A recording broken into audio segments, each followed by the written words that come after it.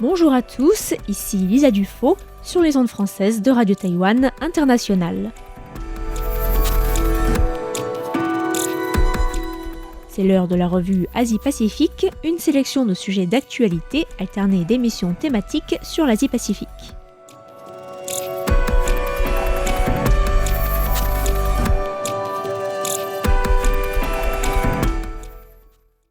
Bonjour à tous et bienvenue dans la revue Asie-Pacifique de cette semaine. Dans la revue de presse de ce mardi 28 mai, je vous propose de revenir tout d'abord sur la rencontre bilatérale qui a eu lieu hier entre les premiers ministres japonais et chinois et le président sud-coréen Yoon Suk-yeol.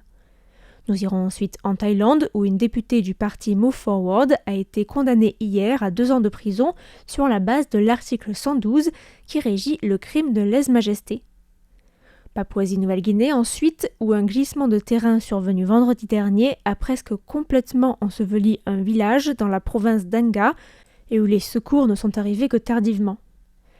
Et enfin, nous reviendrons sur l'adoption d'une motion très controversée par le Parlement fidjien qui vient d'accorder des hausses spectaculaires des salaires des députés, du Premier ministre ou encore des membres du gouvernement. Hier a eu lieu à Séoul la première rencontre trilatérale entre les dirigeants chinois, sud-coréens et japonais depuis la dernière rencontre en 2019. Les 3 pays s'étaient en effet mis d'accord pour organiser une rencontre trilatérale chaque année afin de relancer la coopération entre eux. Mais la pandémie de Covid-19 et les tensions entre les pays ont fait que la dernière rencontre remonte à 2019. Ainsi se sont retrouvés dans la capitale sud-coréenne le président sud-coréen Yoon Suk-yeol, le premier ministre japonais Fumio Kishida et le premier ministre chinois Li Qiang, d'abord pour un banquet le dimanche soir, puis le lendemain pour des discussions autour de 6 sujets proposés par la partie sud-coréenne, à savoir les échanges de personnes, le changement climatique, le commerce, la santé, le vieillissement de la population, les technologies et la gestion des catastrophes naturelles. Parmi les points de tension entre les 3 pays, on peut citer par exemple les rancœurs historiques liées à l'occupation violente d'une partie de la Chine et de la péninsule coréenne avant et pendant la Seconde Guerre mondiale. Il y a également l'expansion régionale de la Chine, notamment en mer de Chine méridionale et en mer de Chine orientale, mais aussi le soutien de la Chine à la Corée du Nord, dont les tirs de missiles inquiètent les voisins sud-coréens et japonais. Séoul et Tokyo veulent que la Chine use de son pouvoir d'influence sur Pyongyang pour que la Corée du Nord cesse son programme de développement militaire nucléaire. La Chine se méfie, elle, du récent rapprochement entre Séoul, Tokyo et Washington en matière de sécurité régionale et cherche à renforcer ses liens avec ses voisins japonais et sud-coréens afin de contenir leur rapprochement avec son rival américain. Dans un communiqué conjoint, les 3 dirigeants ont, je cite, réitéré leur position sur la paix et la stabilité régionale, la dénucléarisation de la péninsule coréenne et le problème des enlèvements. La déclaration sur la dénucléarisation est un succès pour le Japon et la Corée du Sud, même si les 2 pays restent conscients que son impact immédiat sera limité.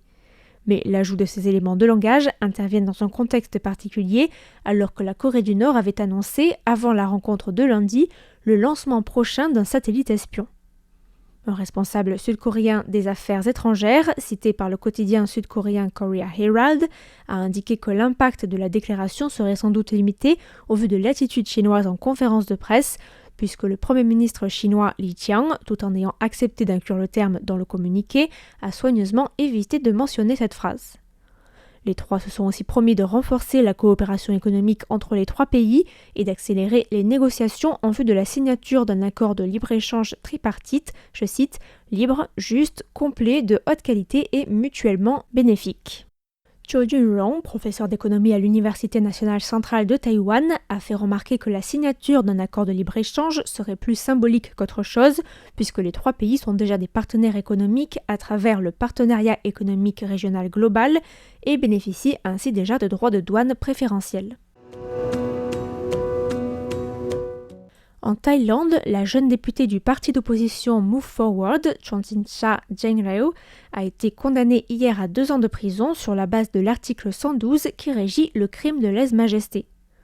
Les juges du tribunal provincial de Tanyabuli ont estimé que dans un discours prononcé en septembre 2021, la députée avait pu insinuer que le roi de Thaïlande aurait utilisé de l'argent des impôts pour ses dépenses personnelles et que le gouvernement avait amendé la loi dans le but de transférer les titres de propriété de biens publics au roi.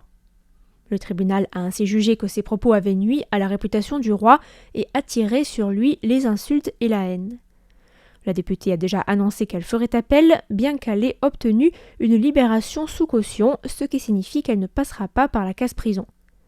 Notons que la députée, qui est une ancienne pop star devenue militante pro-démocratie, a joué un rôle très important dans les manifestations de 2020 et 2021 qui ont éclaté après la dissolution du Parti du Nouvel Avenir et protesté contre le gouvernement du Premier ministre Prayut Chan-o-cha pour ensuite réclamer une réforme de la monarchie thaïlandaise, une des politiques phares du parti Move Forward.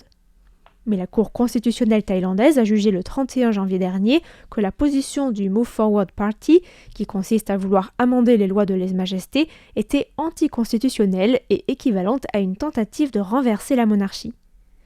Notons que le crime de lèse-majesté est souvent utilisé pour faire taire l'opposition et intimider les militants par des peines de prison qui sont parfois très longues. Ainsi, la Thai Lawyers for Human Rights indique que plus de 270 personnes sont actuellement en procès pour des crimes qui tombent sous le coup de l'article 112. La députée a d'ailleurs rappelé que 3 autres députés de son parti se trouvaient actuellement sous le coup d'accusation dans le cadre de cet article. En Papouasie-Nouvelle-Guinée, un énorme glissement de terrain survenu vendredi dernier à 3 h du matin a quasiment enseveli la totalité du village de Yambale, situé dans la province d'Enga, dans la région des Hautes-Terres, une zone montagneuse difficile d'accès située à environ 600 km au nord de la capitale Port Moresby. Le bilan ne cesse de grimper. Un responsable de la province d'Enga avait indiqué un bilan provisoire de 670 personnes, mais le Centre national des catastrophes a indiqué dans une lettre aux Nations Unies que le glissement de terrain avait enseveli plus de 2000 personnes vivantes.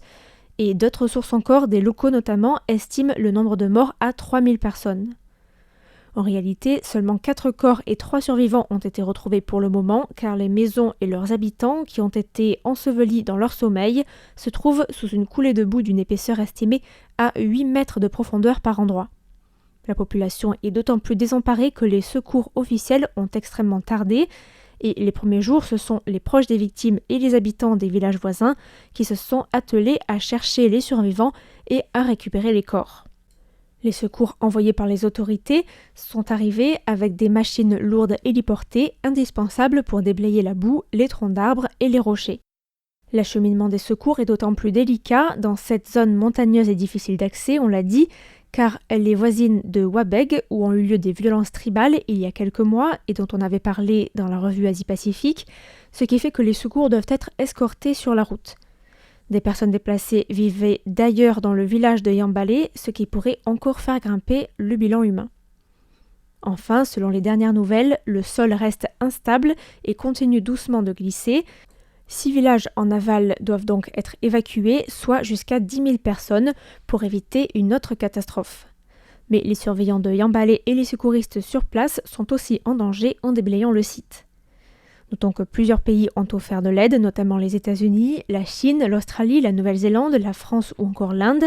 La Nouvelle-Zélande a annoncé une aide de 1,5 million de dollars, tandis que l'Australie a annoncé une aide financière de 2,5 millions de dollars d'aide humanitaire et a offert d'envoyer sur place une équipe d'experts techniques pour évaluer les risques géologiques et aider à la gestion de la catastrophe. Le Parlement fidjien a approuvé samedi dernier une hausse spectaculaire et très controversée des salaires des députés, du président du Parlement et du chef de l'opposition, ainsi que du Premier ministre, des ministres et des vice-ministres. La proposition, qui émane de la ministre des Femmes, des Enfants et de la Protection sociale, Linda Tabuya, a été adoptée à la majorité absolue avec 40 voix pour, 7 contre et 5 abstentions, et est vivement critiquée par certains députés et citoyens qui trouvent indécente cette hausse, tandis qu'environ 400 000 personnes vivent en dessous du seuil de pauvreté dans l'archipel. Il s'agit d'une hausse de 42% pour le salaire du président, de 22% pour le Premier ministre ou encore de plus de 130% pour celui des députés, qui passera ainsi de 50 000 à 100 000 $ fidjiens, soit plus de 41 000 euros. À titre indicatif, le salaire minimum horaire est de 1,65 € dans l'archipel et le coût de cette hausse des salaires parlementaires est estimé à 8,1 millions de dollars fidjiens, soit 3,34 millions d'euros. Enfin, autre critique qui a été faite sur la réforme, c'est que l'augmentation des salaires ne passe pas par un amendement du Parliamentary Remunerations Act, qui serait la procédure législative normale. Un des opposants à la proposition, le vice-premier ministre et chef du National Federation Party, Birman Prasad, a déclaré dans le quotidien fidjien Fiji Village qu'il faudrait 10 ans au pays pour réduire sa dette et la ramener à 55 ou 60%, si tant est que l'archipel parvient à maintenir une croissance économique de 4 ou 5% sur cette période.